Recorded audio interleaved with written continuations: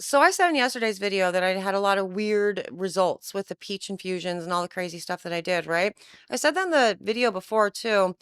And I didn't get an opportunity to show you the peach content, but I did show you some of the watermelon content in last year's, footage and everything. And we had a wild time. And so when I tell you that I was triggered to make another watermelon soap, I think only the people that actually watched the watermelon soaps from 2024 will really understand just why I was so triggered by this. And so as a result, because of the weirdness that went on, it was definitely difficult to make another watermelon soap. So we're doing it a little bit differently today in that we're not really making a watermelon soap.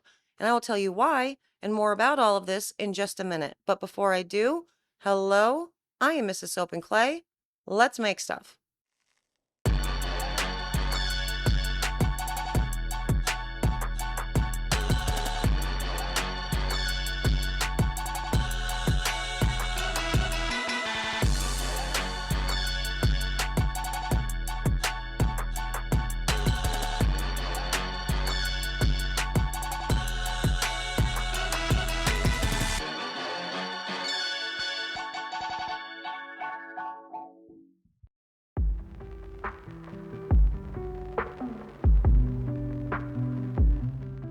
How's it going, Sudsers? Welcome back to the channel. You are at Soap and Clay, where I make all the soapy things, and you are here for bar 7 and day unknown, 7, 6, 5, I don't know. I don't know what day it is for 10 days of thanks. 4th? I have no idea. Anyway, we are doing bar 7 for my 12 months of soap, an unknown day for 10 days of thanks, and we are continuing on with the 12 months of soap series into the July bar. The July bar is a watermelon bar in name only. I obviously did content for watermelon, infusions and all the stuff for 2024 because, when July comes around, of course, you're going to make watermelon soap. So I thought I would really push the limits as to how you could do watermelon soap, And so obviously we used purees, and then we did put the rind directly into the lye for an infusion that way, which was a great idea. Actually, that one worked pretty well. Smelled bad. But then that's kind of all you can do for watermelon. There's not a lot else. You can't really extract anything. You can't really do anything as far as, hydrosols and stuff like that. And so I thought for content, like how do I get a whole month's worth of content out of watermelon? I thought I would do weird things. And one of those weird things was putting way too much watermelon puree into a soap. And I did show you guys that. And it was horrible. And it smelled horrible. And I still have it, just like looking at it on my shelf. This batch of horrible. And so I'm going to talk a little bit more about that and what went down with all of that and what I recommend for watermelons, so you don't have to do the failures. You can just look at my fails and go, okay, now I know what happens when you put too much in this video. But I will be making a watermelon soap in name only for the actual design of it, because it's not going to be pink and green, and also for the infusion. I'm not touching watermelon. I'm still very triggered by it. So I'm just putting a sugar enhancement into the lye solution for this particular soap. I will tell you more about all of that, during the making. So let's just go there.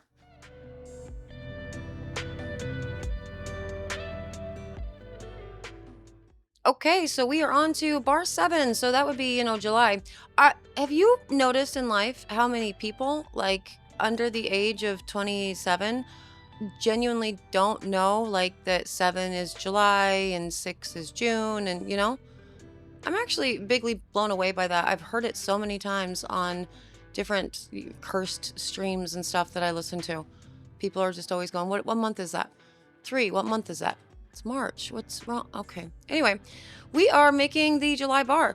And look, it's going to be purple and green. It's not going to be watermelon colors. There's no pink. Listen, I didn't want to.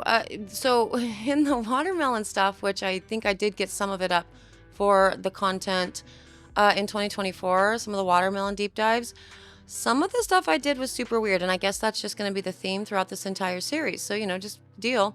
But we did a watermelon scent for this guy, but it's going to be green and purple, not green and pink.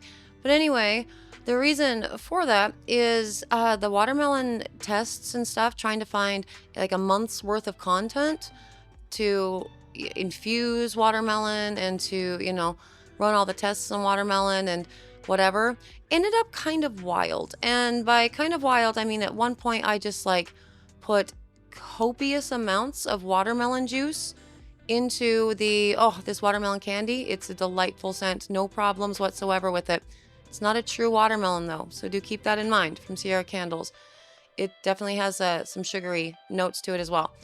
But anyway, at some point, I think I did put this video up on the channel. I put way more watermelon like juice than I should have, because at that point it was like, well, if you can only do X number of things with watermelon, right? You can put the rind into your lye solution.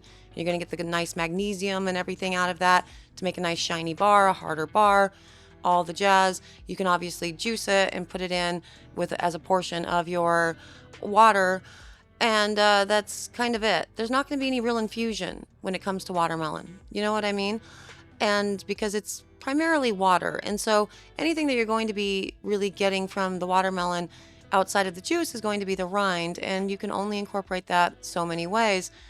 And so I thought, well, let's do kind of a test just like we had done in years past. I had done a how much water is too much, right? And so we put all kinds of different amounts of water into a solution, because remember, for first-time soap makers, or if you're listening to this channel for the very first time, water is a very arbitrary thing within soap making. The only thing that you need is a 1-to-1 ratio of lye to water to make sure that everything mixes properly. Anything over that is user preference. And realistically, the only thing that's going to do is make cure time longer. And do not fight me on that, because I'm right and you're not. So anyway, I thought I would do something like that with the watermelon juice, thinking, well, how far can we push it when we have an extra puree in it? And my reasoning was kind of, it'll be the same thing as just regular water. And so I can easily go 3 times the amount of, water in the 3 times water to lye. And that didn't really work out as well. First up, it smelled terrible. This bar of soap, I do have it on the channel. You definitely have to go watch it. It's an absolute disaster. This bar of soap, when I cut it, smelled terrible, and not like an ammonia smell, not like it just smelled bad. And it was seeping so much. Like, you can't even say seeping. It was pouring excess water, excess fluid, excess all the things. But also this watermelon, this fruit had gone through like a heat process or whatever. And so it kind of started to cook the stuff that didn't get like mixed into the actual soap. And it was gross. It was disgusting. And I actually have it to this day on the shelf. It's on a back shelf in the soap shop. And I'm watching it, right? Things that I have learned. Stuff will grow on soap if it is a certain way. And with the watermelon soap, I think it ended up being that certain way. Anyway, remind me and I'll make sure to show it to you for sure. But so it was really bad. And so after doing all that and the smell of it and everything, I just kind of decided in July that when it's time to make the official July, soap and the watermelon soap and whatever, that I didn't want to look at anything that resembled a watermelon at that time. I just didn't. And so I decided to do purple and green, because purple and green together make me happy, And so that's what we did with this guy. I mean, it's kind of like the green is there, but there was no shot that I was going to make this look like a watermelon. It was just not going to happen. And hopefully this year I will be fine with it, because I will have to make a watermelon soap, eventually. The sudsers come to expect it. The sudsers that, buy from my website. You know what I mean? So hopefully I'll get over it by then. But at that point, I was really, really just triggered by the look of watermelon in soap form. So that's what we are doing. That's the method to my madness for the color story for this one. Let's go on to the pour.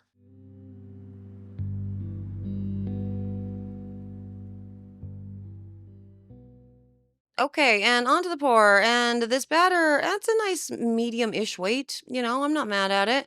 So the watermelon candy, it does accelerate trace a little bit that I've noticed. Not at all anything that you would really care about. It's not that big of a deal. But I have noticed when working with this watermelon candy before that you see how I just kind of eyeball my fragrances from one portion to another. If you overshoot that eyeballing, it can definitely start ricing and getting kind of strange. And so definitely be cognizant of that. You may have an opportunity to see that in action with this because, again, as I said, I eyeballed. For new soapers, is it okay to eyeball your fragrances into these portions? Sure. I mean, if you want to be uber precise and weigh everything out into all this, you can do that too. But realistically, it's going through saponification, and saponification kind of goes around the scent. And so it kind of pushes it out of the way, path of least resistance, everything kind of binds it up into a honeycomb, if that makes sense. And so as long as you're not, putting everything into one patch, which will likely yield the seepage of all the excess fragrance that got pushed out of the way, it all kind of comes out in the wash or in the saponification, as it were. I love the contrast there with that green and with the purple on top of the green right there. The purple almost looks like it has blue outlines. You know what I mean? That's very cute. I'm not mad at that at all. Now, with this, as you can see, it's not going into the bottom too much, into the bottom layer. And I am continuing on with the method that I'd used for the June bar, which is to do little zigzags from side to side in the mold while laying all these colors down and trying to kind of overlap them as opposed to just go directly over. And yeah, rolling with that. Now, for the actual oils and everything with this, for the watermelon soap, I actually did nothing else involving watermelon. The aforementioned triggered by stuff. And see, you can see how that's starting to set up there pretty bigly. And also, cool, I just mixed up the whole process now. I'm like, well, I have thick batter, so I'm going to no longer do the S curves. Let's see if it yields different results than yesterday. And that's getting really thick. But yeah, the aforementioned triggered by watermelon, when it came time to make the soap for 12 months of soap, I didn't want to do anything with watermelon at all. So the only thing that is, quote unquote special or whatever within the soaping oils or the actual formulation, it's still the big bubble blend. So 30% coconut, 30% olive, 30% palm, 5% shea, 5% castor. I've been soaping all of this at a 3% superfat, by the way. And then of course obviously all the kaolin clay, but in the actual lye solution I also included sugars. The reason I included sugars is because when watermelon soaps are formulated correctly and you're not being a goblin, the sugar boost leads to a very lovely bubble. Now when I said earlier about the rind, oh good, yes, mix those in. Please mix those in. Don't go too deep though. If you go too deep, you're just going to push it right into the green. So all that hard work to keep the layers good, it's going to go away. So there you go. Cool. I mixed it in a little bit. But yeah, so the rind that I was talking about earlier, it works out beautifully if you just put the watermelon rind, into your lye solution. Looks kind of interesting. It gets this very strange orange consistency, or orange color consistency. Yes, the color.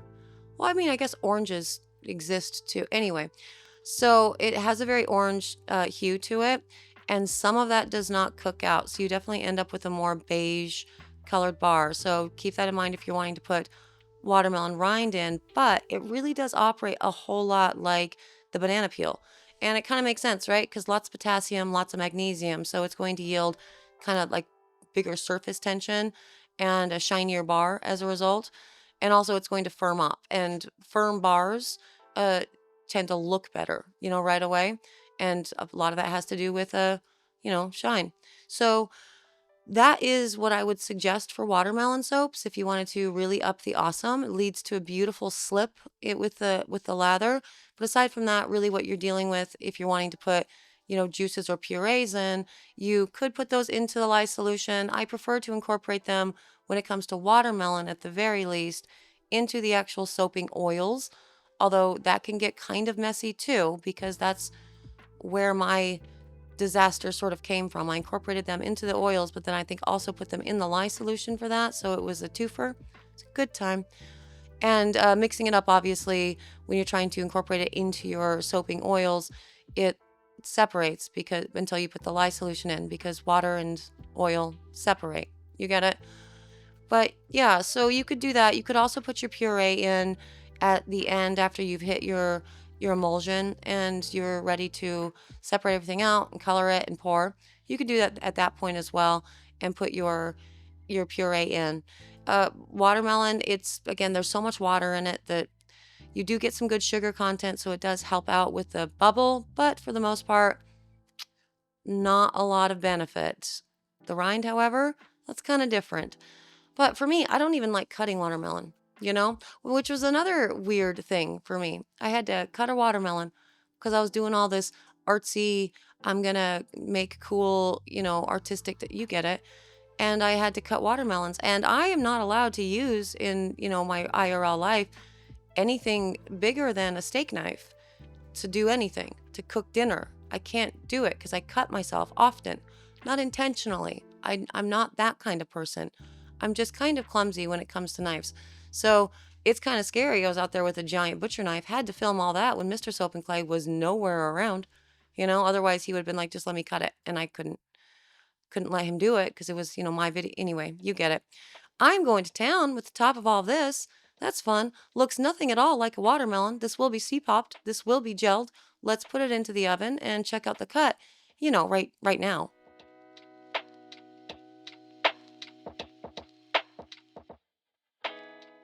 Okay, and on to the cut. And this has set up overnight, and we have not as much shine as I would like. Definitely some hardness going on with all of that, but it could be a lot shinier for sure.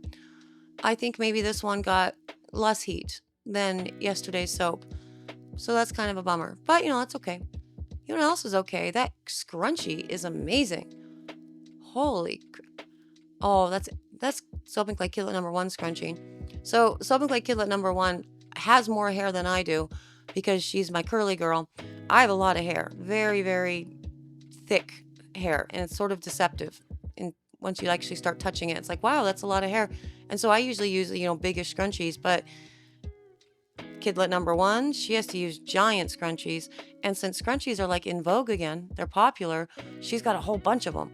And so sometimes I just grab one of her scrunchies because it's delightful. I don't have to do the little band thing anymore because, again, scrunchies are cool. And so that's what that is. It's the extra scrunchie on my wrist where normally there's just a little band.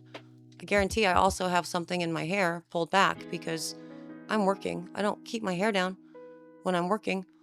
Somebody actually commented on my hair and how I let it grow long, and that was very cute. I loved it. I didn't really let my hair grow long. I'm not like intentionally doing this. It was more of this last year was cuckoo bananas, really, really busy as far as work goes, really, really busy as far as kids go. Very, very busy. Made a ton of progress on the house and also a lot of disasters on the house as far as house goes. And so it just kind of happened that like a whole year went by and I hadn't cut my hair. So that was fun. Yeah, but I don't ever have it down is the point of all of that. And I'm doing the little teaser thing with all of this, like cutting all the bars at the same time, again, before I show any of it to you. And I don't know, I find it kind of fun, but also all the bouncy camera is really driving me nuts. I promise, after this is done, we're not going to have bouncy camera again. That's a lie. That's a bad promise.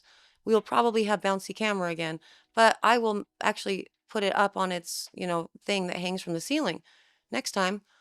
After all of this was filmed a while ago, it was supposed to go out last year. But anyway, it's kind of cute. Sure. It's kind of a nothing. Anytime I ever talk about drop swirls, I always mention Soap Jam, and I don't even know if they're a company anymore, but they had the most stunning drop swirl soaps ever. It was just the most beautiful soap, oohing and awing and ogling ever. Loved it. It's like soap thirst traps. And those are not it. That is not what I accomplished. But, it's okay. It all still sticks with the theme, and that theme being I'm mostly failing at swirls in the middle, but it's cool. You know, I don't have anything fun to say about, oh, cool, you can find soap Rorschach in all of this. It smells nice. It's obviously going to perform nice. It's a beautiful bar of soap when all things are said and done. You know, it'll perform well, has nice, long lasting, power from all of the kaolin clay and everything. Do see glycerin rivers up there, though, in the white portion. You see that? Wonder why that is. Because I didn't think that it got much heat. Oh, there's glycerin rivers down the bottom, too, in the green portions. That's very interesting. Okay. I guess it's something to think about, to look into and kind of, guess on. What do you think? Why do you think I ended up with glycerin rivers when this soap clearly didn't get as C-popped or gelled, it didn't get as hot as the June bar? I don't know. You weigh in down below. Let me know what you think. Glycerin rivers in both places. The water content has been the same for all of these soaps, by the way. All. So there's that. But anyway, there is my watermelon soap that doesn't look at all like a watermelon. And like I said, remind me and I will show you. Maybe that'll be the community post. That's a fun idea. I'll show you what this soap currently looks like. The other watermelon, the failed one. I'll post that because only the members see it. So it's gross. I'm sorry in advance. But now let's, go back to my face thing. And there it is, my watermelon in name only soap. And yeah, it's actually a very beautiful bar of soap. It's confusing. The colors are very confusing, but I needed to pull the purple from June into the next month. And so then I added the green, no pink, no green, no seeds, I didn't do any of that for this. And no watermelon infusion. It smells like watermelon candy, which is cool, like those gummy candies. So I love that. But it's cheating a little bit as far as an actual infusion goes, because I was not going to touch watermelon again. Also, it's kind of hard to get watermelon, at the time of the year when I made this particular footage. So it smells nice, and it looks not like a watermelon. And I think the Sudsers are going to be really happy with that regardless. So if you are a membered Sudser, first up, thank you for being you and for being a member. That's super dope, and I really, really appreciate that. But second up, you should head over to the community tab, find the post for today associated with this video, follow the instructions to be entered to win one of the 10 12 months of soap gift boxes that we are giving away at the end of this series, as a huge, massive thank you to all the people that have helped me. I mean, this is something that I do for funsies. It doesn't have anything to do, it literally does have something to do with my business because it's my business name, but it's not a portion of my business. I just do this because I want to. And when I started doing this and I found so many like-minded people that really liked to think about the why behind the soap making and run the cool tests and, break the rules and see what happens and can apply logic and basic life skills to soap, which you guys are rare. I don't know if you know that, but you're rare, the ability to apply logic to soap making. And so it was cool to find that community and like my people. And so thank you for being those people, for being here, for being you. I really do appreciate you all. I am out of here. I will be back tomorrow for sure. That's going to happen for the August bar, which is a really fun bar, and a lot of fun infusions and stuff went into the August content as well. So I am looking forward to telling you more about that tomorrow. But for now, I'm going to head out. So I will see you guys then for another round of soapy fun. Bye.